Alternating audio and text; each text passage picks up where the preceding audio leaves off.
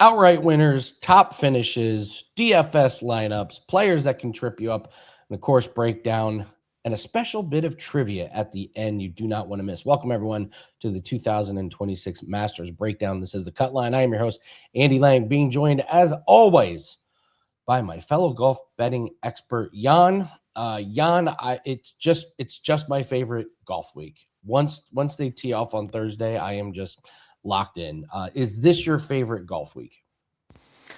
I think my favourite week's probably whenever Nico Echeverria wins. Oh, But this would be a close second, I would say. Yeah. I mean, how can you not love this golf course and this week and this event? Like, all of the build-up's mental. Just everything about this week is perfect. Yeah, it really is. It really is. So we're going to get heavy on the Masters, but we do have to start off with tales from the courtesy tent. This is the worst shot or worst shots of last week. And I was not going to do one. Let's just get right into the Masters.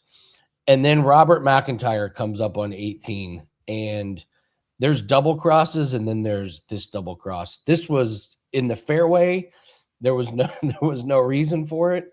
That thing went so far right. I was saying it hit a swamp, and there are no swamps on that course.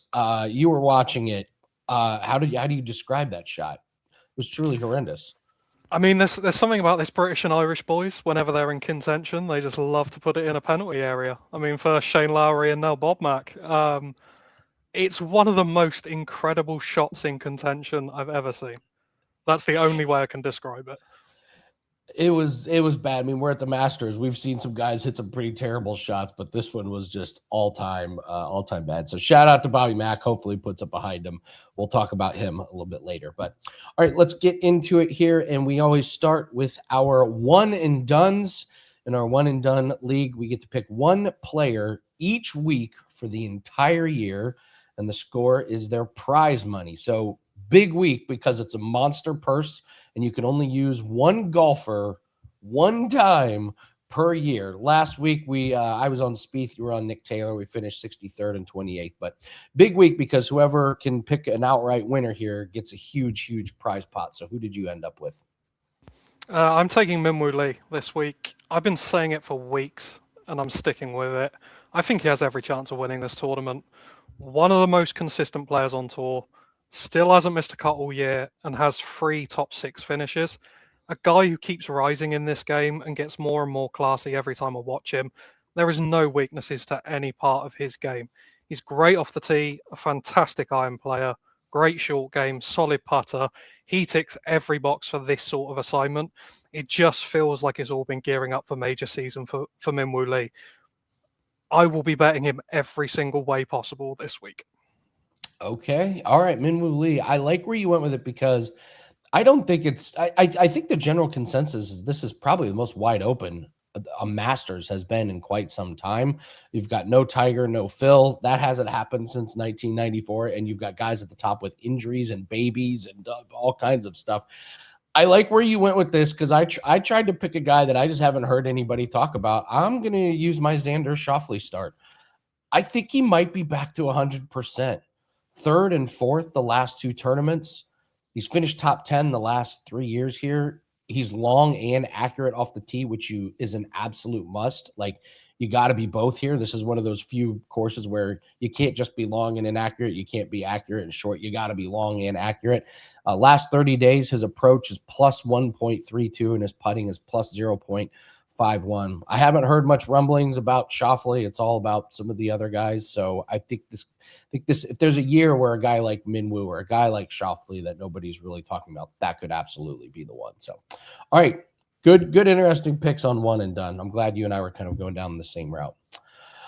Let's go to the course preview. It's Augusta. It's I've been listening to some of the interviews from guys, and John Rahm had some interesting comments about it. Cameron Smith had some interesting comments about it. Cameron Smith said the second cut is thicker than normal. He said that they seem like they've grown it out, but it's fast. And he said these greens, they're going to have these greens lightning fast. The greens are always fast, but there's no rain coming. So this could be a really, really tricky test here. It plays long. The way they mow the grass is against the grain, so you do not get very much roll, even on dry fairways. I read an article. It said the course plays as a par 72 at 7,565 yards. They estimate it to play about 7,900 yards.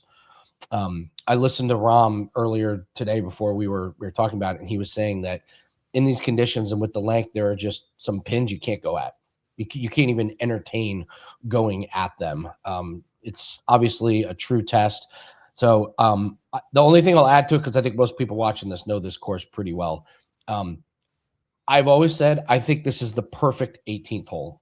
If you had to design a perfect closing hole, this is by far my favorite. It is not easy. The drive is hard. If you put it in trouble, you can absolutely walk away with a double bogey, but you can also like have a par and gain a stroke on the field. It's my favorite 18th hole. I think it's designed perfect. I couldn't think of a better way to end a tournament. So what's your take on Augusta? Yeah, it's one of the long driver heavy golf courses, one of the iconic ones, some of the widest fairways on tour. It's an easy golf course off the tee if you're hitting long fairways. All of that points you towards big drivers that can overpower this long golf course. And once you're off the tee, I say it every single week, this course turns into an approach and putting golf course. And while there is no real hazards and water on only 5 holes, this is a real approach around the green and putting test. For approach, you want long iron players. There will be so many of those 150 to 200 yard approach shots for these guys. And the boys are so lucky there's no wind this week, because that makes this course a good 2 shots harder. For around the green and putting, getting the ball on the green isn't enough. You need to get it on the right place on the greens. So course management really comes into play. And I think this is the point where this tournament is won and lost this week. These greens are going to be playing lightning quick and will cause all sorts of problems for these guys. You need to have the short game skills and ball control to cope in these conditions. So overall, long off the tee, perfect ball strikers, long iron players, and then guys that can manage the beast that is the short game. Guys with course history that know how to manage this track really helps. This course is very unique and requires different skills to most golf courses. But it is weeks and tests of golf like this that makes golf the amazing sport that it is. Yeah, I mean, you got the Open Championship courses and then you got US Open courses where around the green, it's like, you're going to have to get up and down quite a bit this week. And those guys that can are in for the good. They're going to be the ones in contention. There's not too many courses that you can just say you're going to be in a lot of chances where you're going to have to chip and you got to put it in the right spot. So, all right, let's go to total strokes gained. I've pulled up the last 3 months and little grain of salt here with John Rahm being number 1 up on top on Live. Scottie Scheffler right behind him. We will be talking about Jake Knapp once we get to DFS lineups. I will just say that. Jacob Bridgman is there, and there's your boy, Min-Woo Lee. What are some names here and some interesting things that you take away from the last 3 months in total strokes gained in this field? For me, the thing that I want to say is long shots don't win the Masters. It's a shame for me because I've taken 3 of them this week and I'm a value better. But if you're looking outside of the top 20 guys on strokes gained, I think you're really, really going to struggle this week. Class really matters. So I'd be looking at the top of this board. We'll talk about Matt Fitzpatrick later, but I think Jacob Bridgman is such a big value play here. I've seen 80 to 1 outright. Wow. For a guy that consistent, crazy. Yeah, you got a lot of interesting names here. And I mean, this is just the last 3 months, but I mean, you look, Tommy Fleetwood is down there. His putting didn't start off great, but it's starting to get a little better. You see it in his in his finishes. Patrick Cantlay is way down the list. Justin Rose, he was almost my nominee for missed cut or top 10. Jordan Spieth, that's always an obvious one. Is he going to show up this week or not? So Jason Day could be a sneaky one. He has pretty good finishes here. So some interesting names here. And this is just not the Scottie Scheffler is a full shot ahead of everybody type of year. So there's a lot of potential winners in this top 20, as you said. So, all right, that is the total strokes gained. We're going to move to players that can trip you up. We may not be friends after this. Yann, we'll see if you agree. I know what's coming. Or disagree. Last week we had Siwoo Kim, Ricky Fowler, and Gary Woodland. Gary Woodland ended up backing out of the tournament. Siwoo Kim played good. He finished 10th. He was priced as top 5, but he did finish 10th. And then Fowler was a good call who missed the cut. So, all right. My first player that I think can trip you up is Bobby McIntyre. He's in really good form. I just worry about his lack of length off the tee this year. He ranks 86th in distance, 47th in accuracy, which leaves him 41st overall off the tee. I just don't think that's ideal for this setup. I watched this play out last year when his driving falls behind. It's a snowball effect. The iron play gets worse because you got much longer shots. Then the putting gets a little bit worse. So he was minus 1.95 putting. He missed the cut. He's in good form, no doubt. Price is a top 18 guy. I just don't see a top 20 finish with that lack of length off the tee. We've seen guys do it, but when you're going to be 20 yards behind other players in contention, you're setting yourself up for an uphill battle. All right, Matthew Fitzpatrick makes the list. He checks all the boxes on paper, Yann. Checks all the boxes. He's got to win this year. Top 10 in total strokes gained. Back-to-back runner-up and first place finishes. But this course has just never suited him, and I don't know why. He finished 40th last year, 22nd the year before. He's got one finish better than 14th here since 2017. And we just see it time and time again. These courses pop up that for whatever reason, guys just don't feel comfortable.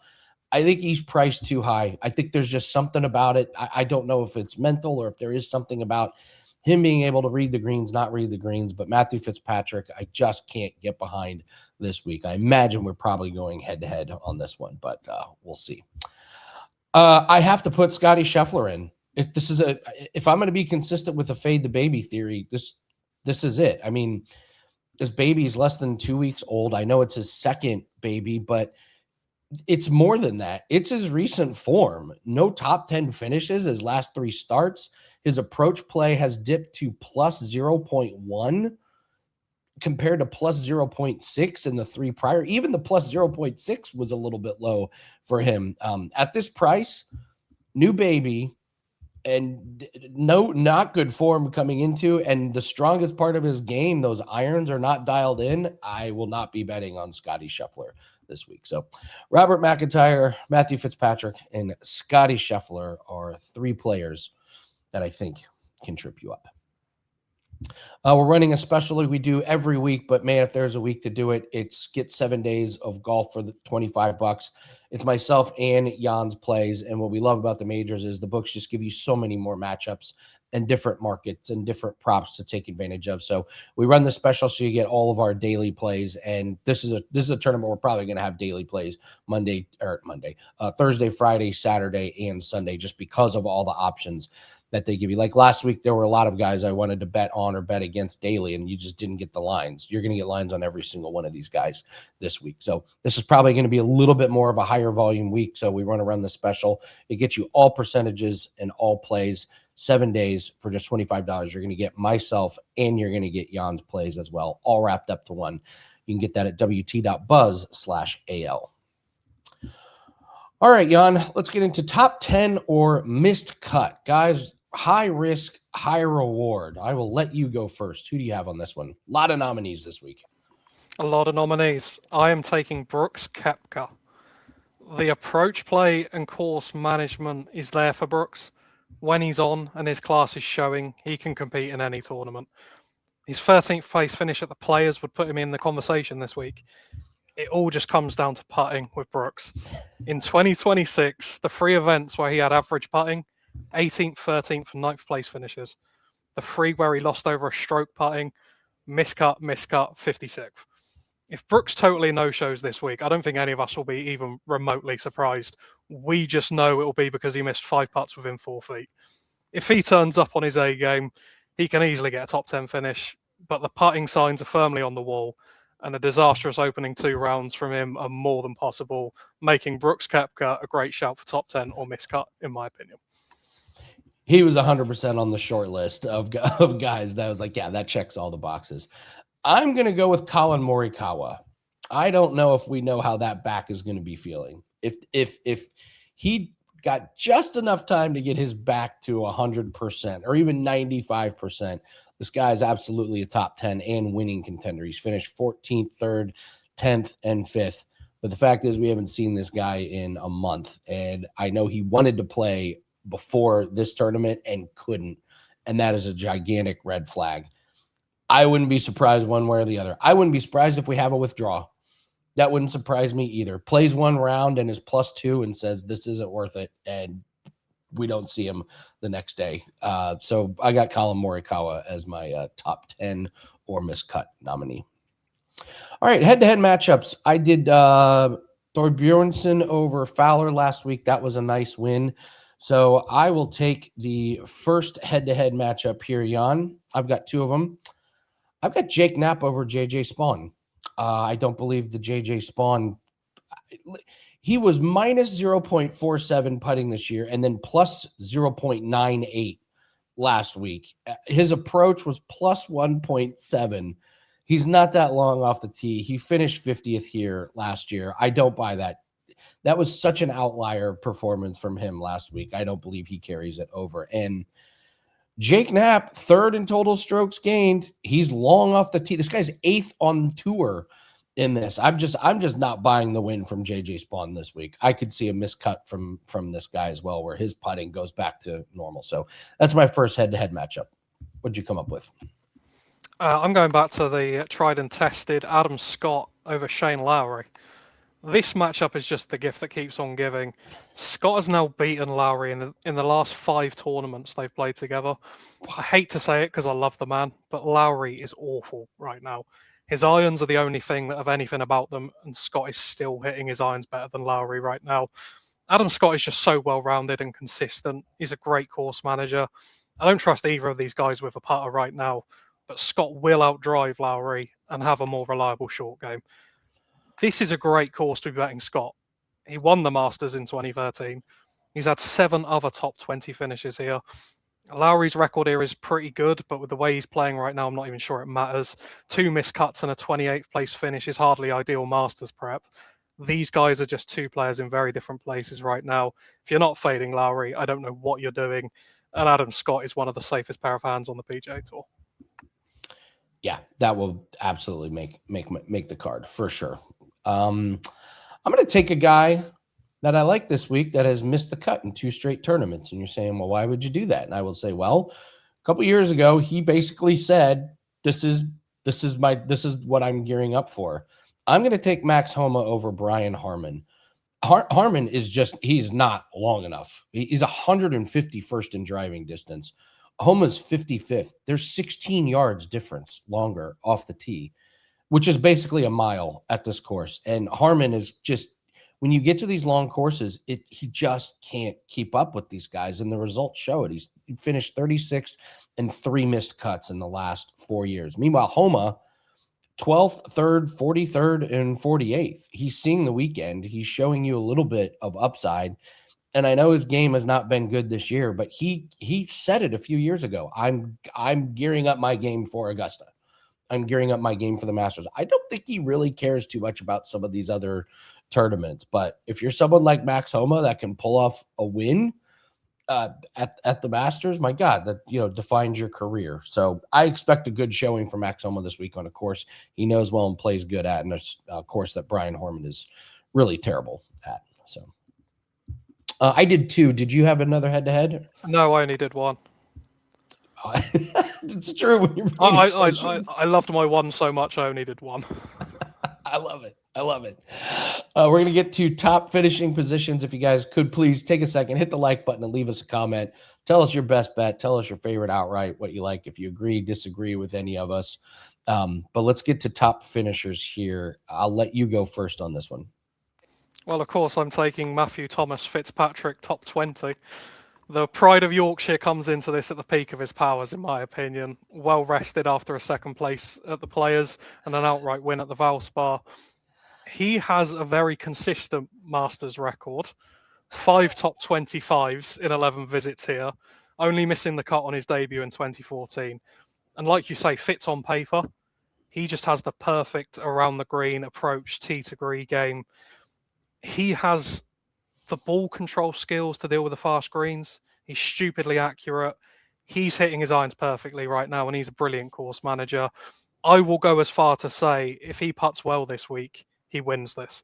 I'm that confident in a massive showing from him. T20 just feels like a great way to play Matt Fitzpatrick this week. I'm going to take a former winner who I guess just doesn't really have a home in golf right now. This is a man who his wife identified that his eyesight was bad. So 2 weeks before the Masters, he went to Lens Crafters, got contacts, and promptly won the Masters. And no matter what form he's in, he just shows up out of nowhere and plays good here. And that is Mr. Patrick Reed, who, by the way, looks cocky as all get out in his interviews this week. I'm going to take him top 20, including ties, at plus 126. Top 12 the last 3 years here. 5 out of the last 6 years, top 12.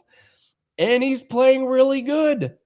I think sneakily he was just miserable on Live. I think he was really excited to get out of there. There's a couple wins on the DP World Tour. So Patrick Reed at plus money, top 20. I'm telling you, the look on his face, in a field where there's not really a dominant guy right now, that guy, I think, smells blood in the water. I think he knows there's a real opportunity. So who brags about him if he wins?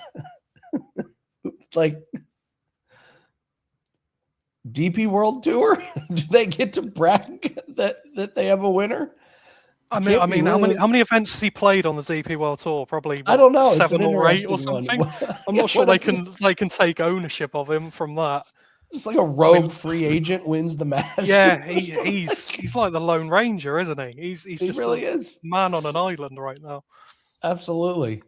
All right, what's your second top finishing position? My second one is Maverick McNeely, top 20, plus 180. He's one of my long shot outright plays this week. He's long off the tee. He has all those approach around the green and putting tools that you need to go well around here. So he ticks all my profile boxes this week. He already has one classy result this year with 13th place in the Arnold Palmer. He came 32nd on this tournament debut last year, where his putting was awful. You have to think you get some sort of improvement on that finish. He's only missed one cut this year where, once again, his putter didn't turn up. So there are two things that you are taking on trust here. One is that the putter is there, and two, he isn't totally jaded after playing 27 holes of competitive golf on Sunday in Texas. But even with those two things, I don't see how you get to plus 180 on a top 20 finish. I think it's all value, and I expect Maverick McNeely to compete this week.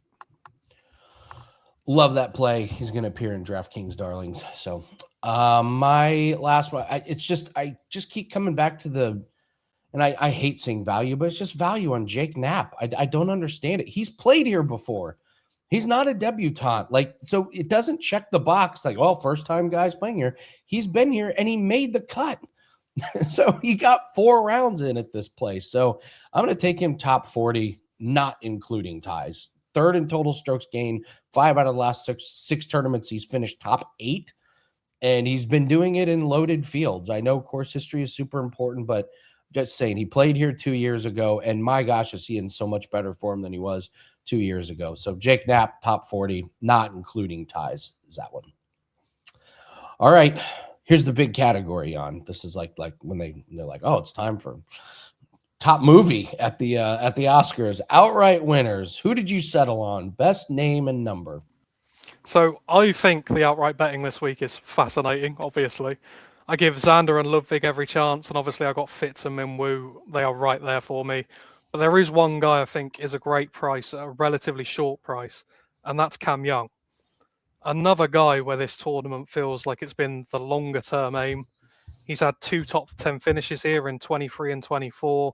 Winning the Players and coming third in the Arnold Palmer has to put you in the conversation this week. Another guy with all the tools you want. Great iron player, consistent short game, reliable putter, and a great course manager. I think at 22 to 1, Cam Young has to be played. That price is just far too generous for me.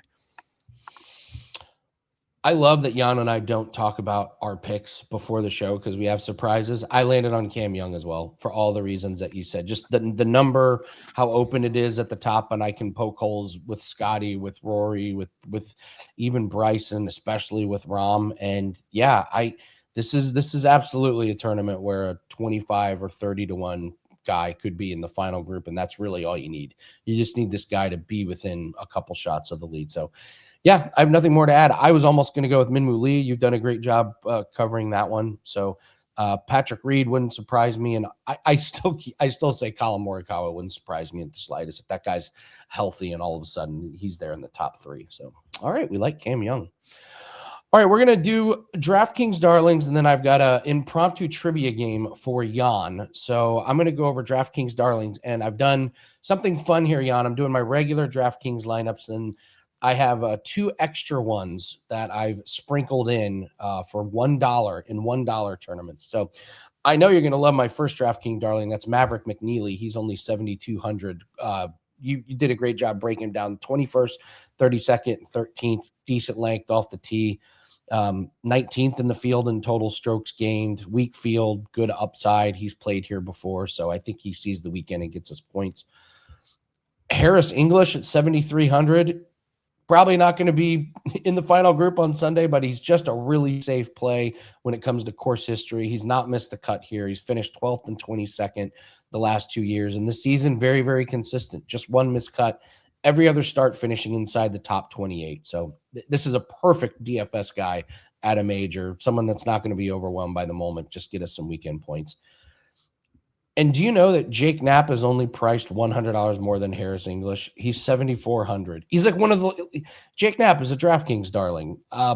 Third in the field in total strokes gained, 5 top 8 finishes. You guys know it. I just don't understand why he is that low priced, but I'll take it.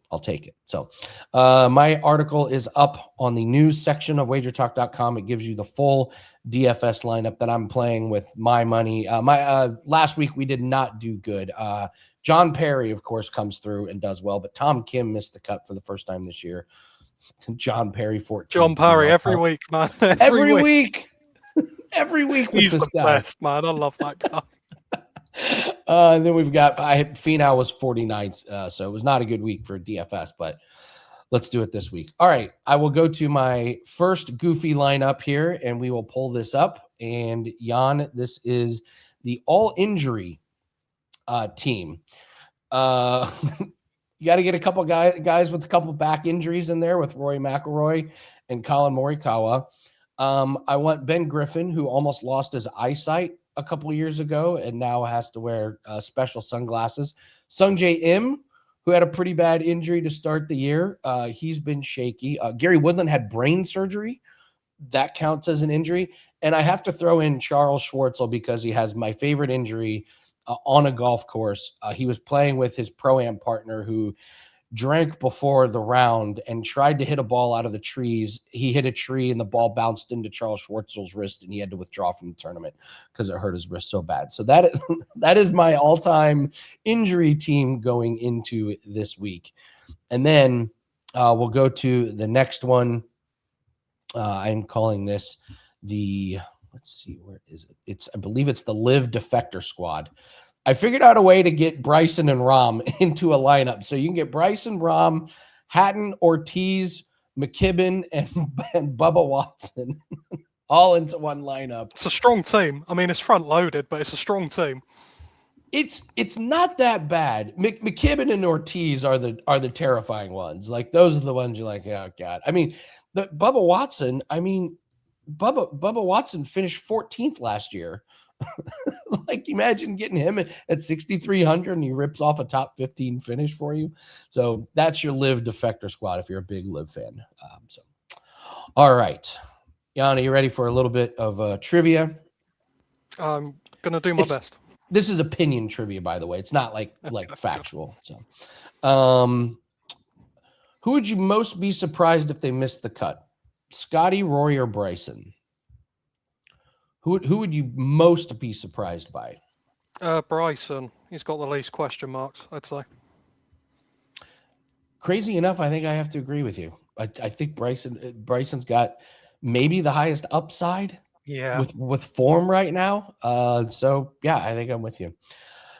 All right, player who missed the cut last year, most likely to finish top 10. I think we already know. Well, you got a tough one here. So player that missed the cut last year, who's most likely to finish top 10. Cam Young, Brooks Koepka, Robert McIntyre, or Russell Henley?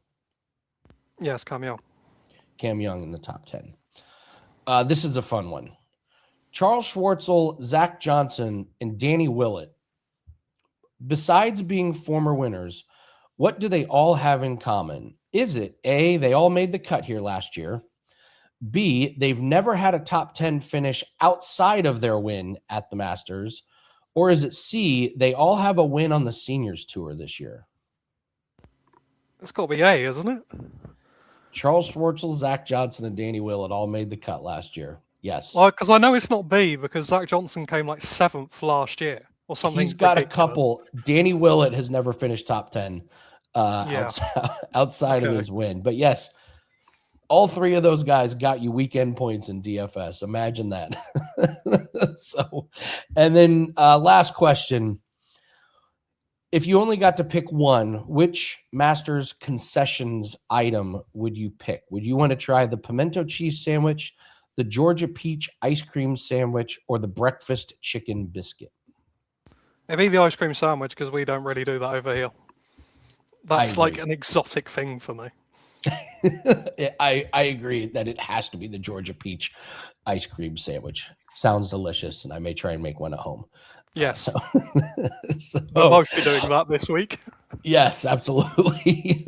All right, guys. Thank you so much for watching. Again, hit the like button, leave a comment below, tell us who you like, and it's going to be a great week in the Masters. But don't worry, we will be back next week. We got a big tournament next week, so don't forget that these elevated events don't stop. So we'll be back to break that down and recap, hopefully, what's an incredible week in the Masters. Good luck on all your bets, and remember, 7 days of golf for just $25 get you all of our plays, myself and Yann included. That's over at wt.buzz/AL. It's going to be a big, big week. Let's make it a profitable one. Good luck on your bets. We'll see everyone next week. Take care.